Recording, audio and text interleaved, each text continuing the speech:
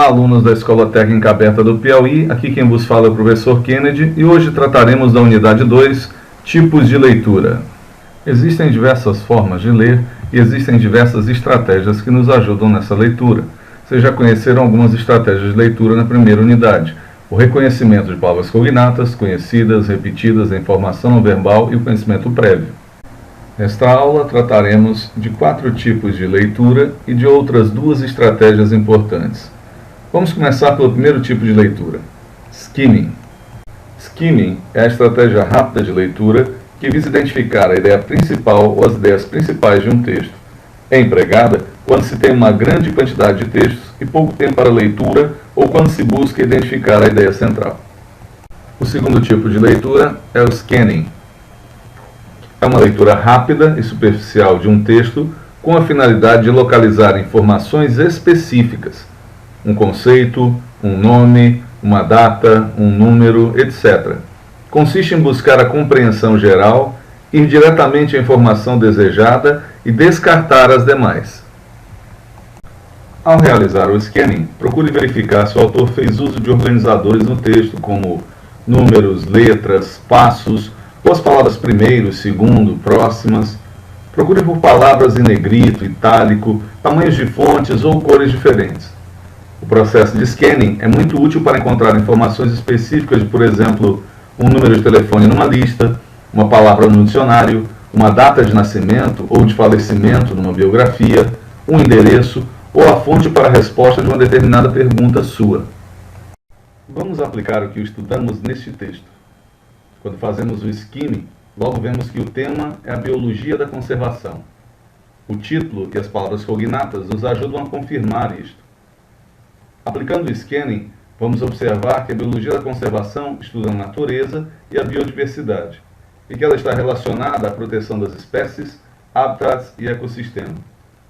Também veremos o seu caráter interdisciplinar, que se relaciona com as ciências biológicas, físicas e sociais. Novamente, as palavras cognatas, as imagens, os destaques como o negrito, são estratégias que nos ajudaram a retirar essas informações de maneira eficiente. Antes de passarmos para os 2 últimos tipos de leitura, estudaremos 2 novas estratégias. A primeira delas é a antecipação ou predição.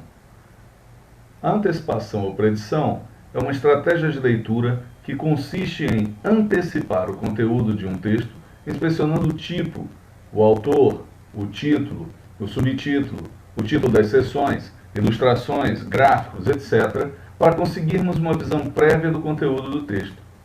Pela antecipação, é possível perceber ou descobrir o que ainda está por vir. Esta estratégia utiliza-se de conhecimentos prévios sobre o tema que será abordado. Agora, um exercício rápido.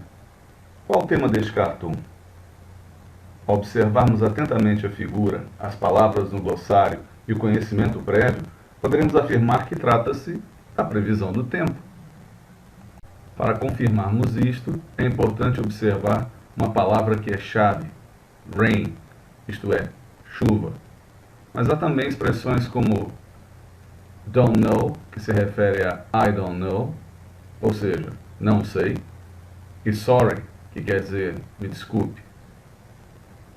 Ao que parece, eles não têm muita certeza sobre a previsão do tempo.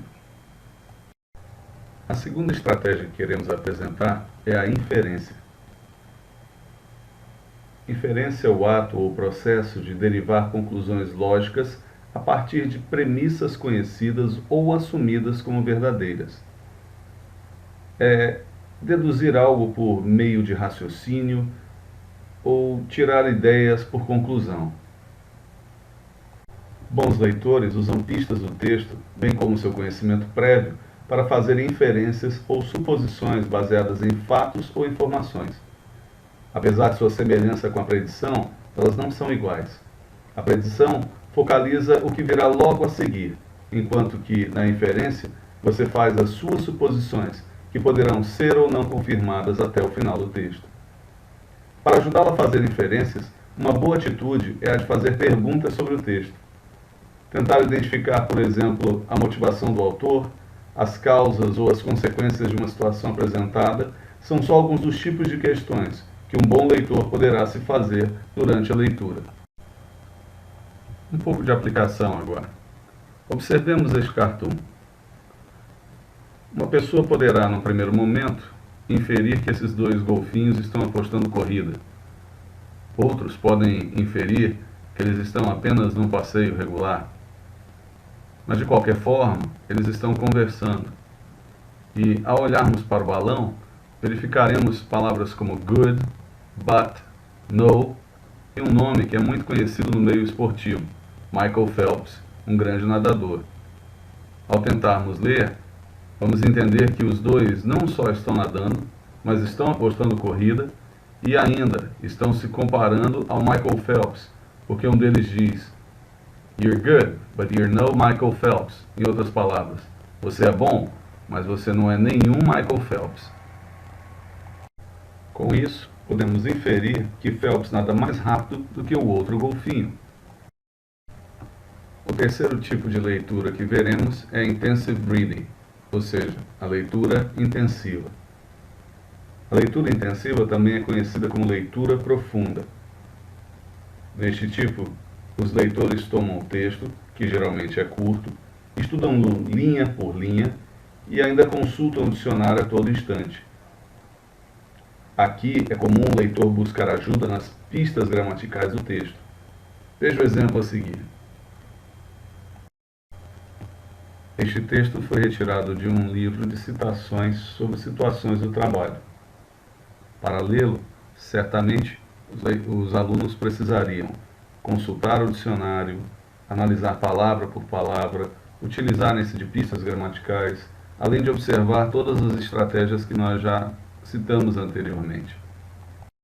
O quarto e último tipo de leitura que apresentaremos é a extensive reading, a leitura extensiva. A leitura extensiva de textos ou de textos extensos é considerada geralmente uma leitura de ritmo um pouco mais acelerado. É quando lemos livros de maneira integral, e daí a nossa atenção é dada ao sentido do texto em si e não tanto à linguagem. Os objetivos aqui são o prazer e a informação. Por isso, ela também é conhecida como leitura suplementar. Vale lembrar que esse tipo de leitura geralmente não é feita em sala de aula devido ao tempo. Agora, leia a unidade 2 de sua apostila e faça os exercícios. Tenha em mente as 4 formas de ler que você aprendeu aqui. E não se esqueça, se for necessário, ouça esta aula novamente. Bom estudo e até a próxima!